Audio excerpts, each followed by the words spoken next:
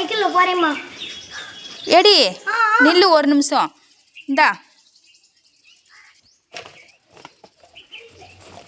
இன்னும் அது தண்ணி எனக்கு இல்லையே. இது ஜூஸு. இது வந்து தண்ணி. சரியா? தண்ணி நீ கொண்டு போகாமல் தண்ணி குடிக்காமல் இருந்தால் உடம்பு என்னத்துக்காகும்? டெய்லி குறைஞ்சது 2லேருந்து 3 லிட்டர் தண்ணி குடிக்கணும். நம்ம உடம்புக்கு தேவை.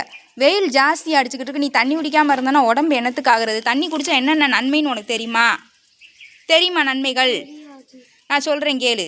தண்ணி குடித்தா குடல் சுத்தமாகும், பசியை தூண்டும், இரத்த செல்களை உற்பத்தியாக்கும், தலைவலியை தடுக்கும், எடையை குறைக்க உதவும் தண்ணி, பொலிவான சருமத்தை கொடுக்கும், அல்சரை குணப்படுத்தும். இத்தனை நன்மைகள் இருக்குது.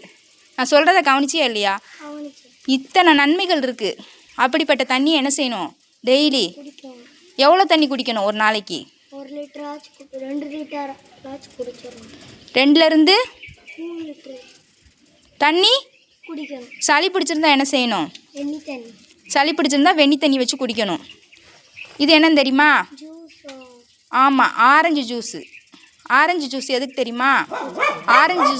ஆரஞ்சு ஜூஸ் குடித்தா குளுக்கோஸ் போட்டவங்க குடித்த மாதிரி இருக்கும். கால் கை வலிலாம் இருக்காது, உனக்கு நல்லா இருக்கும். வெயில் ஜாஸ்தியாக வந்துருச்சுல, அதனால் நான் ஜூஸ் ரெடி பண்ணியிருக்கேன். சரியா? ஜூஸ் ஆமாம், ஆரஞ்சு ஜூஸு. இதை வந்து நீ குடிச்சிக்கோ. சரியா? உனக்கு உதடு உணராமல் இருக்கும். இதில் நிறைய எனர்ஜி இருக்குது, நிறைய சத்து. உனக்கு நல்ல ஆரோக்கியமாக இருக்கிறதுக்கு இது உதவும். சரியா? தண்ணி வந்து தினம் எத்தனை லிட்டர் குடிக்கணும்? 2லேருந்து 3 லிட்டர் வரைக்கும். தண்ணியோட நன்மைகள்லாம் நல்லா ஞாபகம் இருக்கா? உன் ஃப்ரெண்ட்ஸ்கிட்ட போய் இதை ஃபுல்லாக சொல்லி ஷேர் பண்ணி அவங்களையும் தண்ணி நிறையா குடிக்கணும்னு சொல்லு. சுத்தமான தண்ணி குடிக்கணும். ஒன்று வெந்நி போட்டு ஆற வச்சு குடிக்கணும்.